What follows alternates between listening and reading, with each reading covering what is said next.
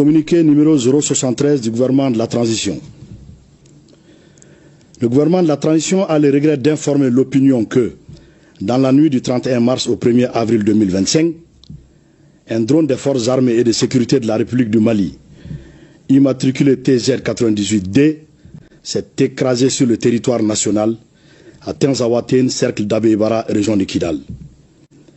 L'épave a été localisée précisément dans une zone dont les coordonnées géographiques sont les suivantes.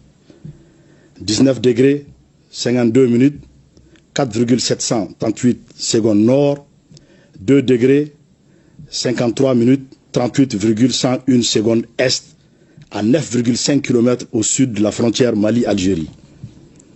Suite à cet incident, une enquête a été immédiatement ouverte.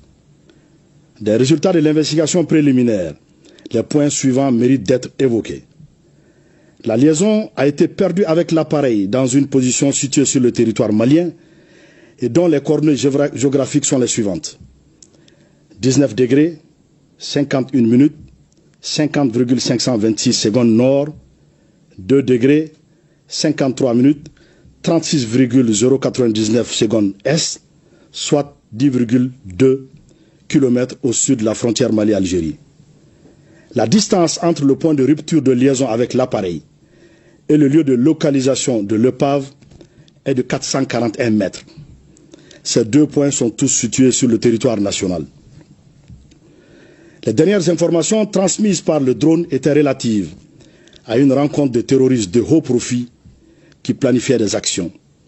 L'aéronef est tombé à la verticale, ce qui, probablement, ne peut s'expliquer que par une action hostile causée par des tirs de missiles sol-air ou air-air.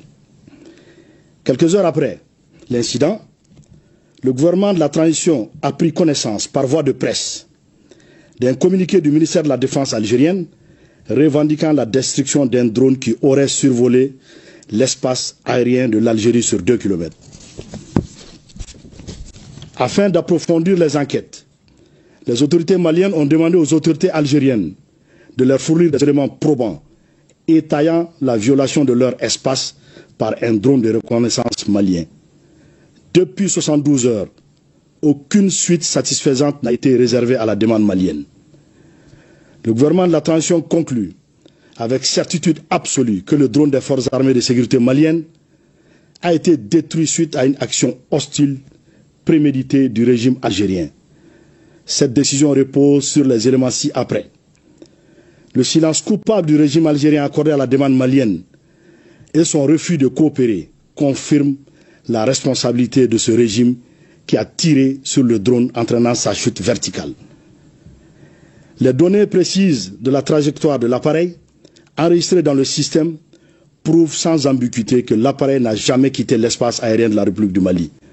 De surcroît, le point de rupture de liaison du drone et le point de localisation de l'épave sont tous situés sur le territoire national malien.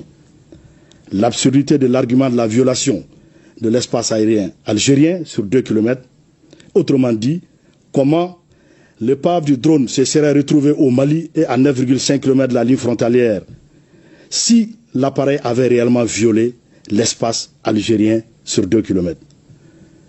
Face à la gravité de cet acte d'agression inédit dans l'histoire des relations entre le Mali et l'Algérie, le gouvernement de la transition condamne avec la dernière rigueur cette action hostile, inamicale, condescendante des autorités algériennes, dont le chef de l'État affirmait récemment à Mondovision que, je le cite, 90% des solutions maliennes se trouvent en Algérie.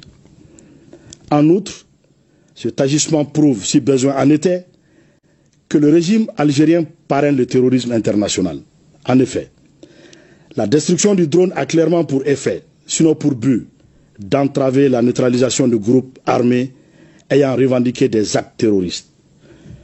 Le gouvernement de la transition, en cette triste circonstance, tout en rappelant la teneur de son communiqué numéro 64 du 25 janvier 2024 et celle de l'allocution du Mali lors de la 79e session de l'Assemblée générale des Nations unies, condamne l'attitude du régime algérien qui, en plus de servir de base arrière aux groupes terroristes, s'engage aujourd'hui dans la lutte armée pour perpétrer des agressions contre un État voisin en vue de protéger ses suppôts terroristes. En conséquence, en réponse à cette énième provocation du régime algérien, le gouvernement de la transition décide de 1. Convoquer l'ambassadeur algérien pour protester contre l'hostilité du régime algérien. 2. Se retirer avec effet immédiat du comité d'état-major conjoint CEMOC. 3. Porter plainte devant des instances internationales contre le régime algérien pour acte d'agression.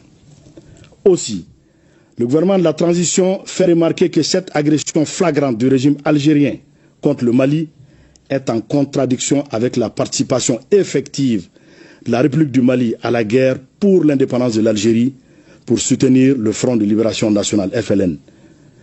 Enfin, il demande au régime algérien, exportateur de terrorisme, de cesser d'être une menace à la paix et à la sécurité régionale, puis d'adopter un comportement responsable visant à promouvoir la paix et le développement. Le gouvernement de la transition réitère à la population malienne que rien n'entamera la détermination des forces de défense et de sécurité maliennes sous le leadership de son Excellence le général d'armée Assimi Goïta, président de la transition, chef de l'État, à poursuivre et à atteindre le noble objectif d'éradiquer le terrorisme sous toutes ses formes. Suivant cette volonté, dans les heures qui ont suivi l'agression du régime algérien contre le drone malien, d'importantes cibles terroristes ont été frappées avec succès dans la localité de Tinzaouatène et ailleurs sur le territoire malien. Ces opérations vont continuer et pourront s'intensifier selon l'évolution de la situation. Que Dieu bénisse le Mali, préserve les Maliens. Fait à Bamako le 6 avril 2025. Je vous remercie.